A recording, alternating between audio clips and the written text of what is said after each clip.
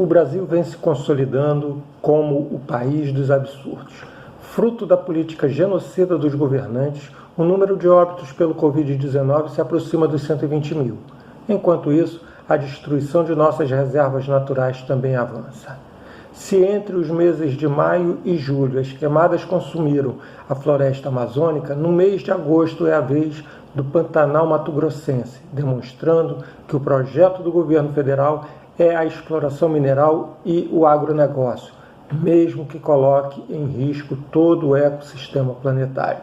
Atender aos interesses do imperialismo, do capital financeiro e de meia dúzia de famílias que controlam a economia nacional tem sido a sua meta. Por outro lado, a pobreza e a miséria aumentam consideravelmente.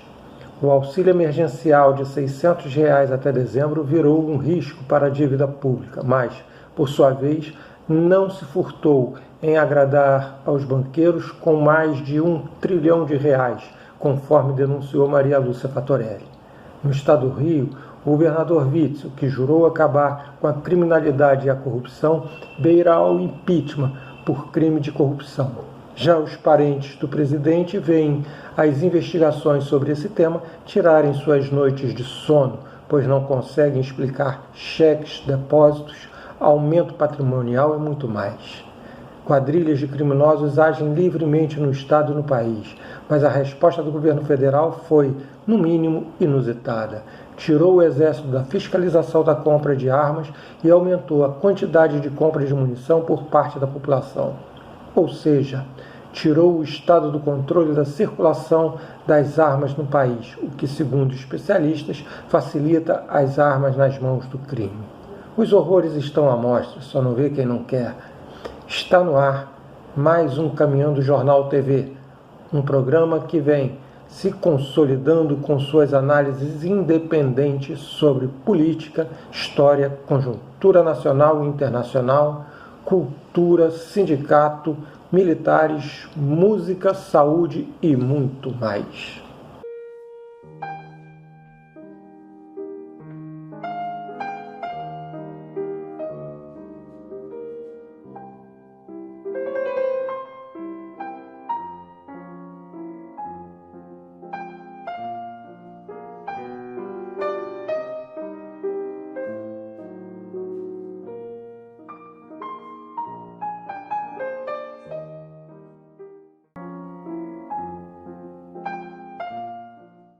Alô galera do Caminhão do Jornal, e meu fato de destaque vai para a vacina russa.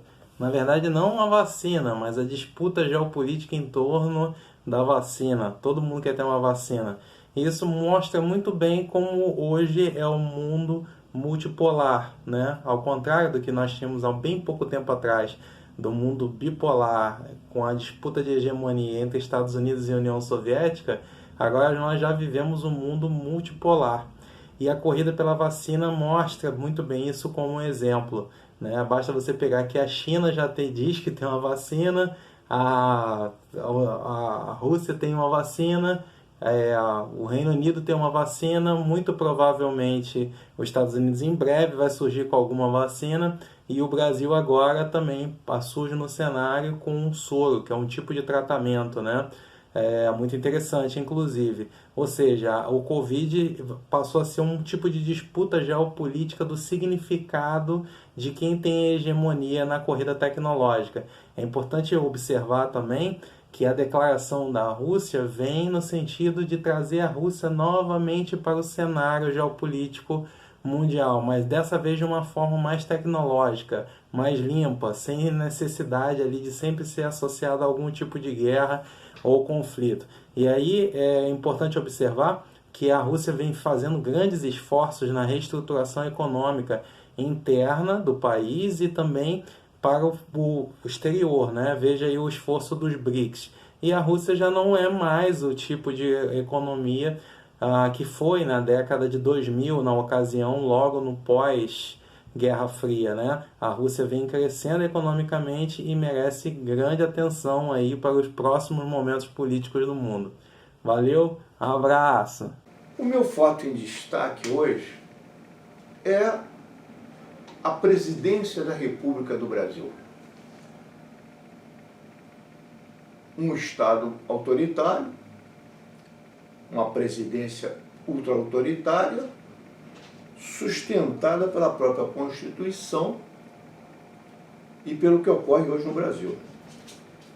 E temos então como presidente um capitão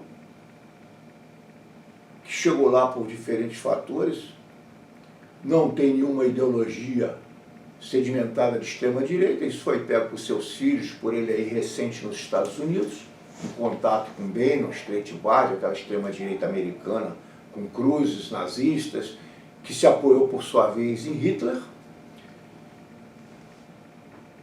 E por circunstâncias ganharam o apoio de Vilas Boas, de setores importantes das Forças Armadas, fizeram campanha nos quartéis, em todos os lugares sob influência militar, não havia alternativa e no final acabou eleito, inclusive com estranhíssimas urnas eletrônicas, provavelmente manipuladas.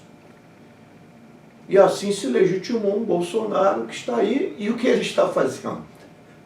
Ele está utilizando agora a mesma Bolsa Família que Lula utilizava para ganhar prestígio no Nordeste entre milhões de famílias pobres, ele está utilizando para se beneficiar, agora inclusive com esse auxílio durante essa pandemia. E pretende um Renda Brasil em que amplie mais ainda esse público de dezenas de milhões de pessoas, dependendo desse Renda Brasil, outro nome que tenha, para ganhar prestígio. A mesma política neoliberal de Lula, de Fernando Henrique, e que vem de longa data, e até da esquerda, entre aspas, aí, que se vê. Tem alguns analistas militares que hoje desejam perceber a instituição Forças Armadas, mas que, a meu ver, nada veem, porque se colocam simplesmente num enfoque de entendê-las numa visão muito funcionalista, como se Forças Armadas fossem instrumentos do Estado sem conexão com as demais parcelas do Estado. E não veem também que as Forças Armadas recebem muita influência da própria sociedade mais inclusiva que possui o Estado e o povo em geral. Quando avança a sociedade, influencia nas Forças Armadas. Quando há uma postura retrógrada na sociedade, as Forças Armadas também tomam posições mais conservadoras, como foi o caso depois da Revolução Cubana, a introdução dessa questão do inimigo interno. Ora, inimigo interno é o povo brasileiro na busca de suas reivindicações. Colocar as Forças Armadas nesse sentido é interesse dos grandes empresários para que segurem as vocações populares na busca de seus direitos. Este é um aspecto que eu gostaria de colocar.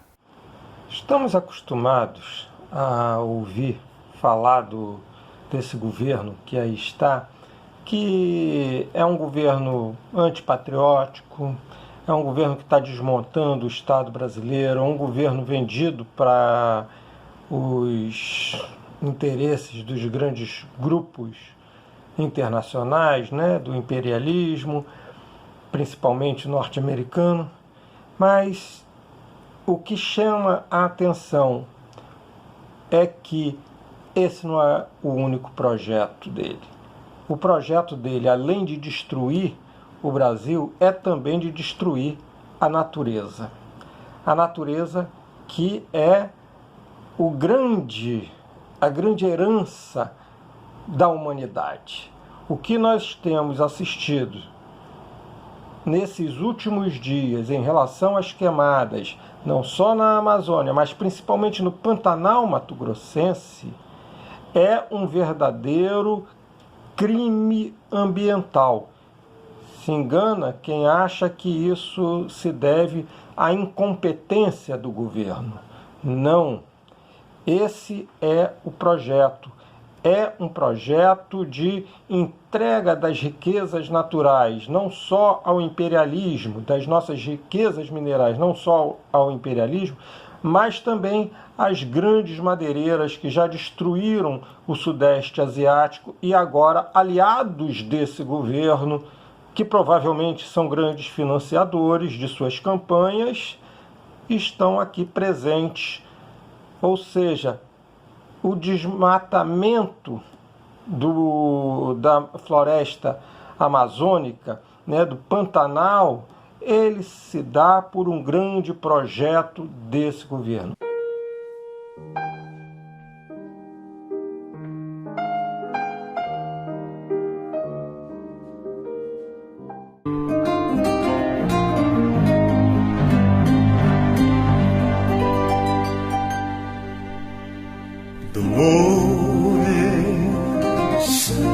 Doce poema espanhol, teus olhos brilham como o sol que deslumbra Madrid.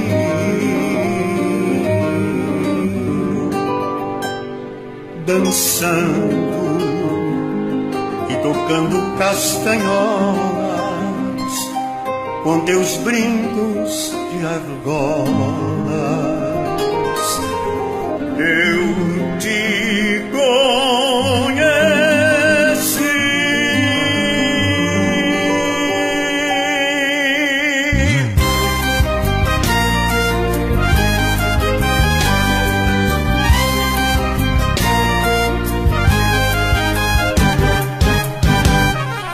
Faz as orquídeas camélias, orvelhas de flores,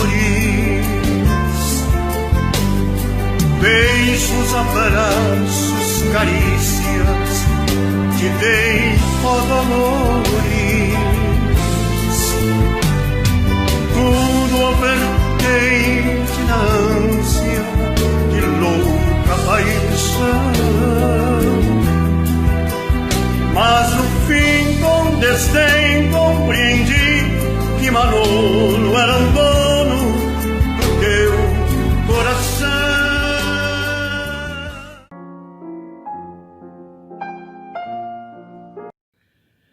Mais uma vez, com muita alegria, eu retorno a esse espaço democrático do jornal Caminhando TV para falar de poesia. Poesia, essa fêmea arredia, que foge, que nos dá a rima, que tanto nos anima, e que foge quando mais se precisa. Mas a poesia não é o alimento da alma, e se for o alimento, como já disse uma vez, é o mais gostoso, é a sobremesa. E hoje eu escolhi um verso do mestre Drummond, Carlos Drummond de Andrade, que quando ele visitou o museu lá em Minas, Museu da Inconfidência, ele escreveu rapidinho, curto, mas não são as coisas mais curtas que são as melhores da vida. Então ele escreveu assim: Museu da Independência. São palavras no chão e memória nos altos. As casas ainda restam, os amores mais não. E restam poucas roupas, sobre peles de pároco, a vara de um juiz, anjos, púrpuras, ecos, macia flor de ouvido, sem aroma governas, o tempo ingovernável, muros pranteiam só, toda história é remorso. Maravilhoso, Drummond, o mestre.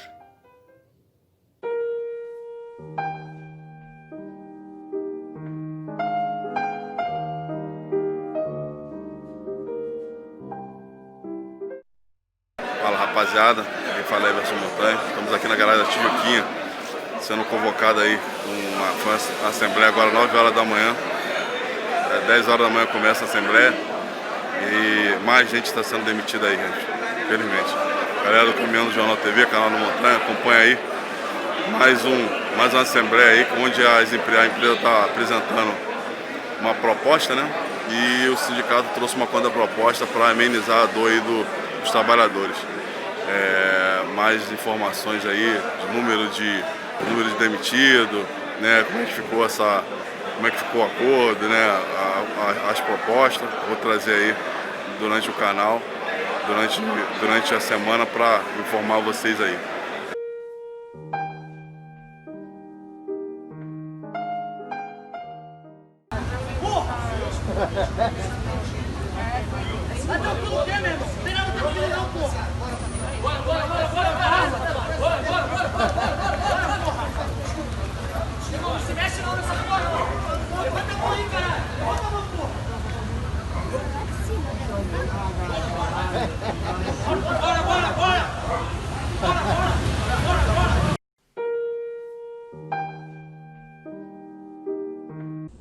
É a sua vida que quero bordar na minha, como se eu fosse o pano e você fosse a linha.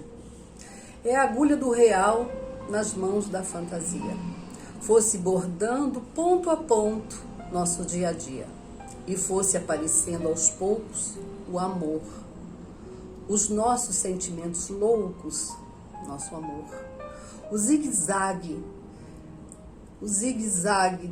do tormento, as cores da alegria, a curva generosa da compreensão, formando a pétala da rosa da paixão, a sua vida no meu caminho, nosso amor.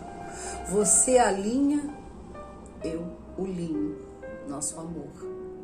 Nossa coxa de cama, nossa toalha de mesa, reproduzindo bordado, a casa, a estrada, a correnteza, o sol, a ave, a árvore, o ninho da beleza. Essa poesia é para dizer sobre os relacionamentos amorosos em tempos de pandemia. As mulheres sempre sofreram violências domésticas, isso todo mundo já sabe e é divulgado a todo instante. Só que eu gostaria de dizer que nesse momento de pandemia os índices têm aumentado bastante e também o feminicídio. Eu queria chamar a atenção das mulheres para dizer que vocês podem sair desse lugar de vítima e ganhar voz, denunciando o agressor. Toda vez que vocês passarem por situações de violência doméstica, vocês já podem contar com as delegacias da mulher, com a Lei Maria da Penha, com procura de ajudas psicológicas para amparar essa dor, essa angústia, esse sofrimento. Desejo que vocês tenham coragens para sair deste lugar. Boa sorte.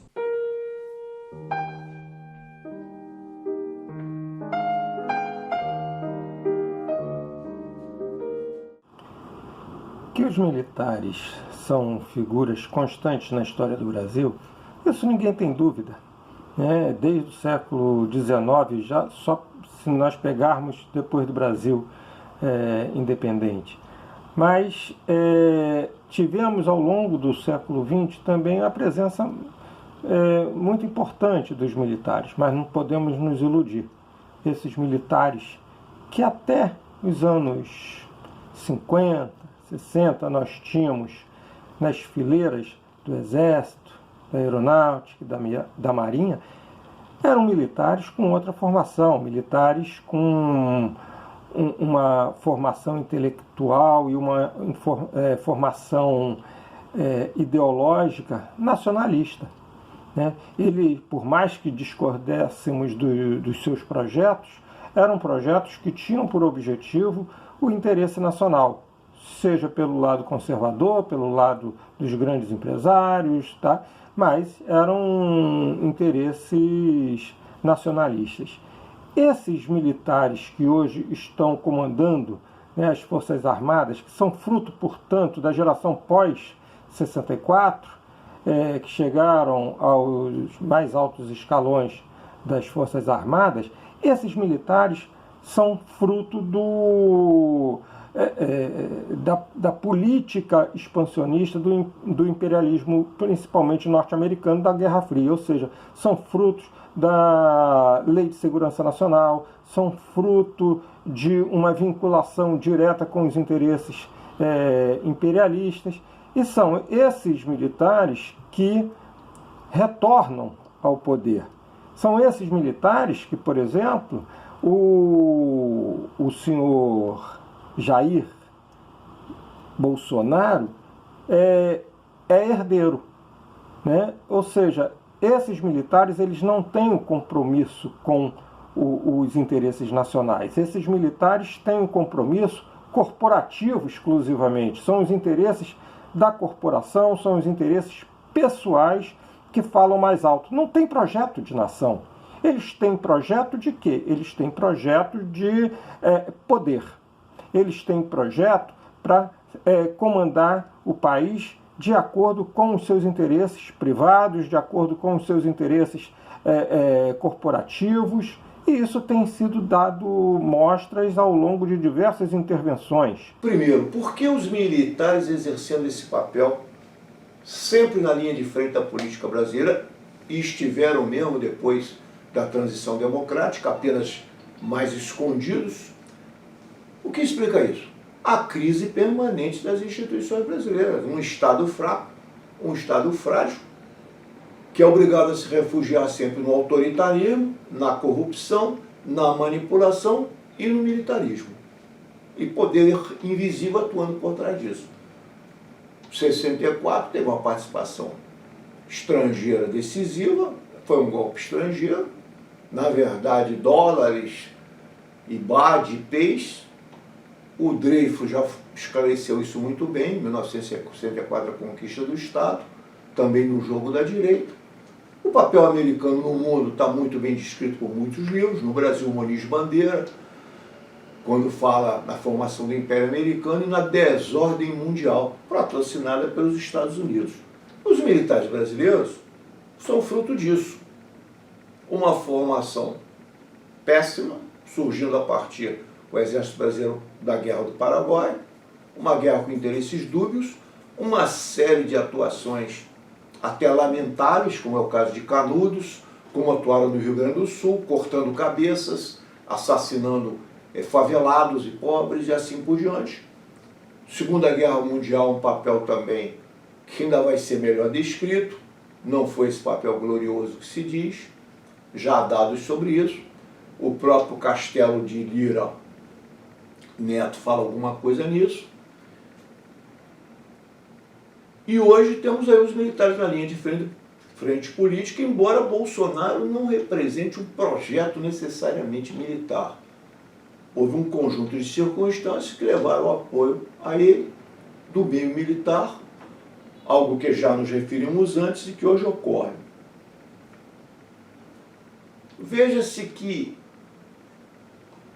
o comportamento dos militares brasileiros é algo que tem sido discutido, a influência deles.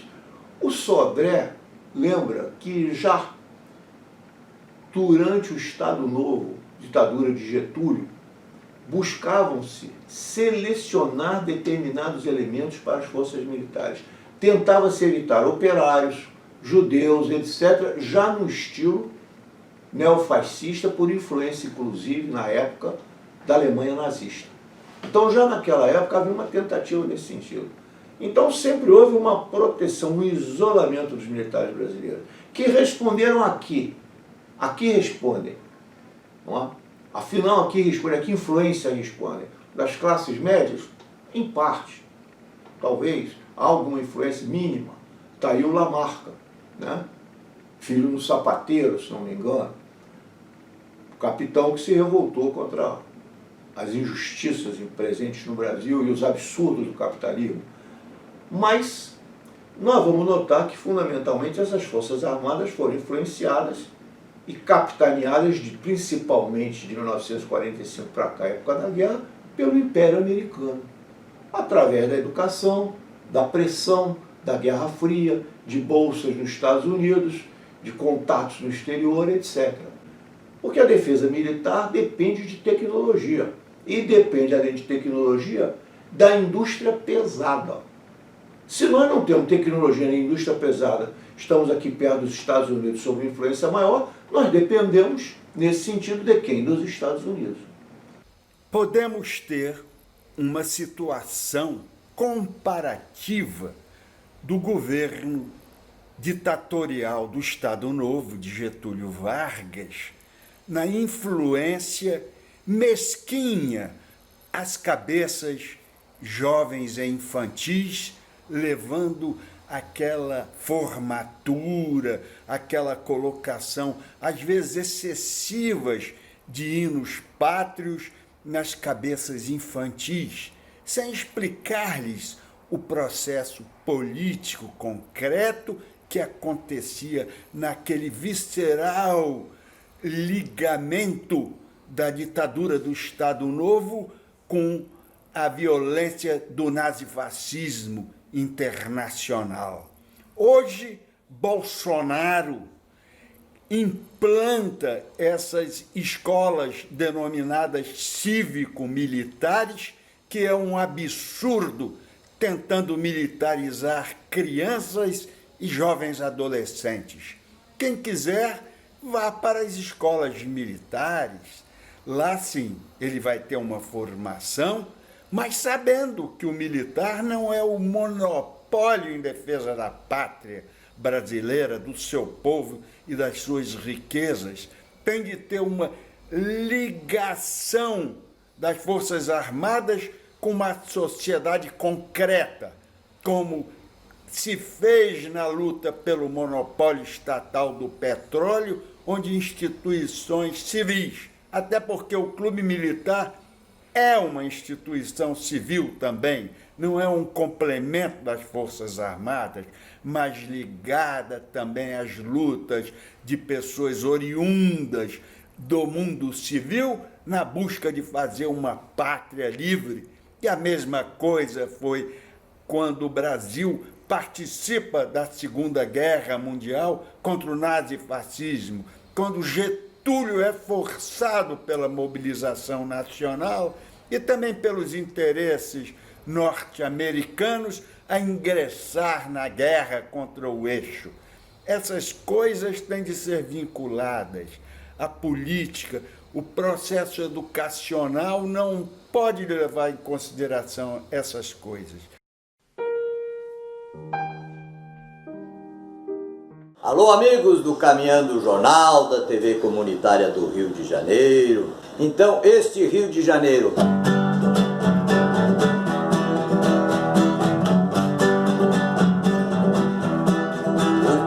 semana espero chegar, com sol de 40 graus eu vou me montar na praia do Flamengo, onde vou ficar com aquela rapaziada, vou me encontrar pra curtir o verão. Todo mundo está lá com admiração, eu fico a paquerar, vendo tantas gatinhas desfilando à beira-mar. Este Rio de Janeiro é mesmo de amargar.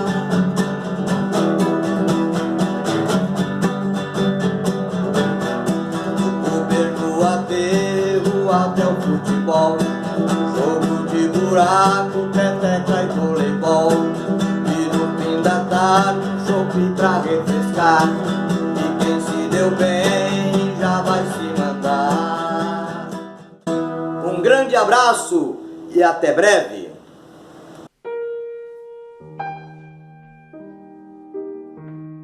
Significa a Petrobras sair dos negócios, significa desemprego, significa muito mais risco ambiental e risco de acidentes com as nossas unidades, pois vão ficar na mão de inábeis e insanos capitalistas que só pensam em lucro, lucro, lucro.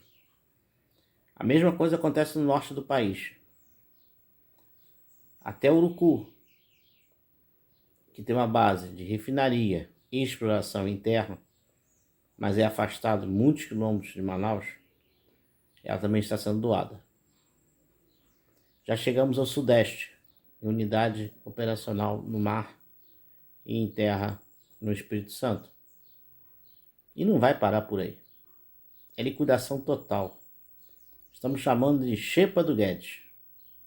Está liquidando tudo muito barato, a preço de banana, para quem quiser receber a doação. Está na hora da Petrobras, principalmente seus petroleiros, reagirem. Da sociedade tomar conhecimento do que ocorre na companhia. Porque estão matando a gente de Covid no alto mar. As empresas estrangeiras acontece a mesma coisa.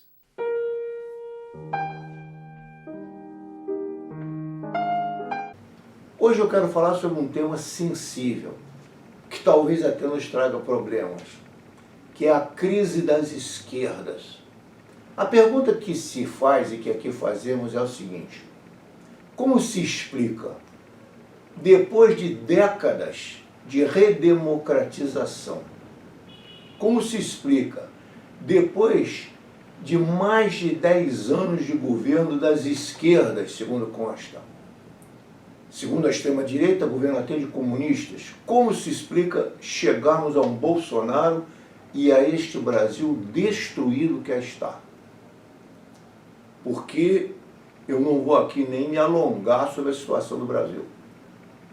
118 mil pessoas já com o vírus da Covid-19, quase 50% da população sem água e condições sanitárias mínimas, favelas, milícias.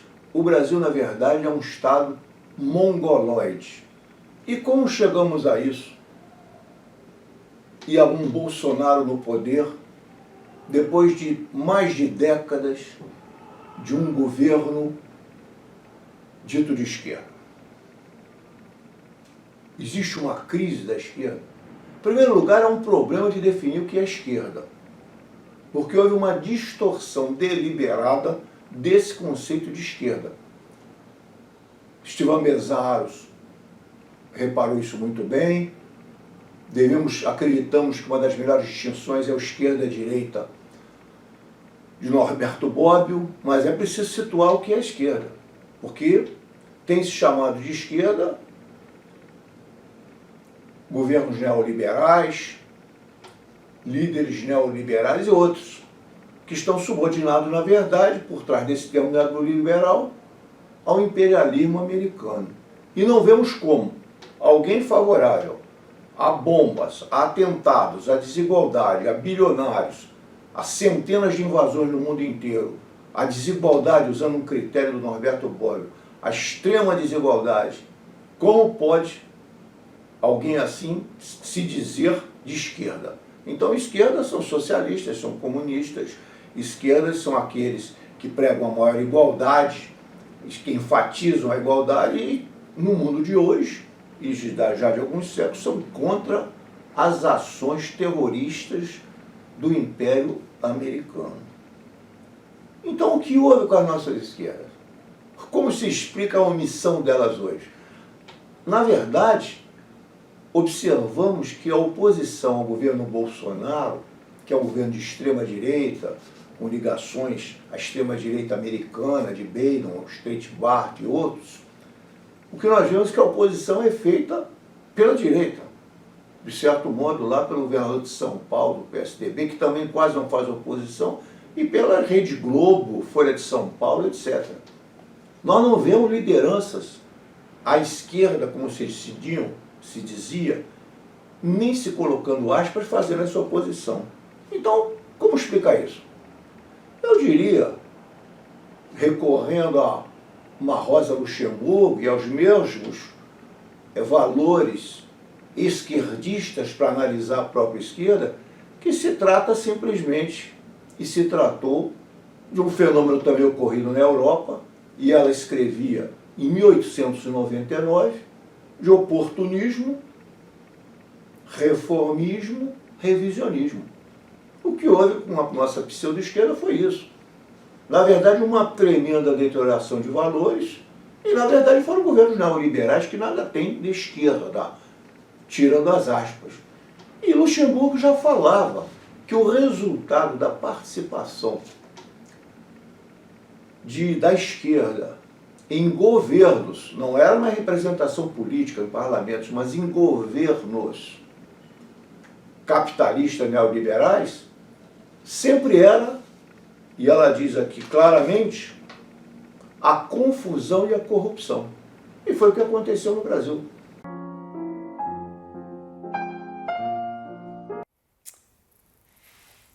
Neste mês de agosto, temos de lembrar uma questão fundamental em relação aos militares, porque não se pode separar o autoritarismo militar do hoje do golpe efetivado em 1964 e dos porões da ditadura de Getúlio Vargas.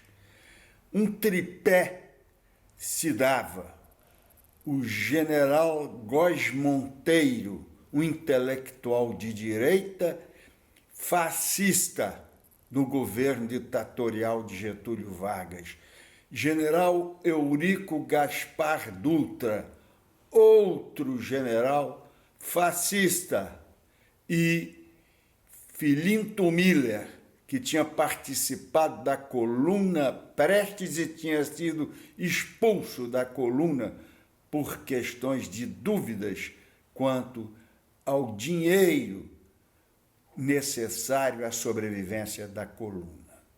Mas eram 3 pessoas que constam num livro de um brasilianista chamado A Suástica no Brasil. 3 pessoas, o tripé da segurança e das Forças Armadas, eram simpaticíssimos ao eixo e, por conseguinte, não se pode esquecer desse fato. E isso, exatamente, os porões da ditadura, as torturas efetivadas por Filinto Miller foram escola para os golpistas de 1964 e as pessoas aplaudidas por esse governo que defende torturadores.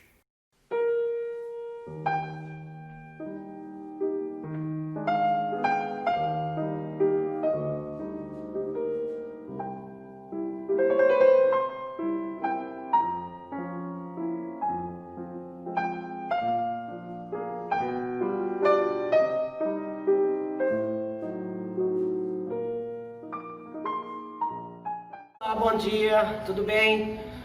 Vamos mais uma aula hoje para deixar a cabeça boa e o corpo bom.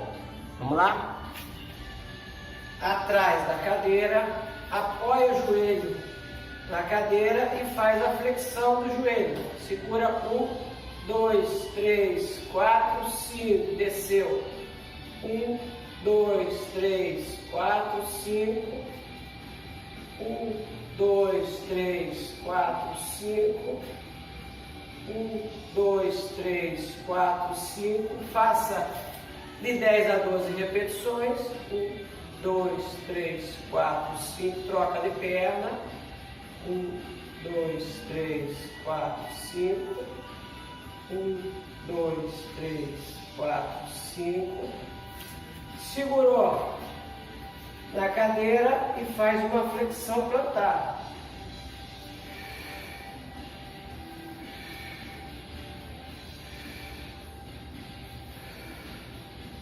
Quantas? Pode fazer 15 repetições, tá? Se achar que está muito difícil, faça 12, mas é ideal que trabalhe bem a panturrilha hoje, para deixar a panturrilha bem forte. Agora, só a elevação dos calcanhares.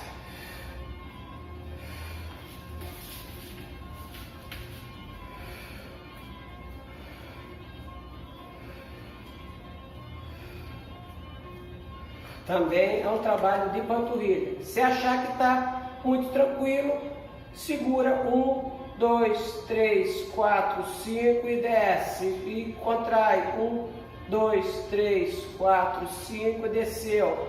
1, 2, 3, 4, 5 e desceu. E terminamos por hoje. Tenha um bom dia. Aproveite fazer os exercícios. Este é tempo de partido, de homens partidos. O poeta declina de toda a responsabilidade na marcha do mundo capitalista. E com suas palavras, intuições, símbolos e outras armas, promete ajudar a destruí-lo. Como uma pedreira, uma floresta, um verme. Nosso tempo, de Carlos Drummond de Andrade.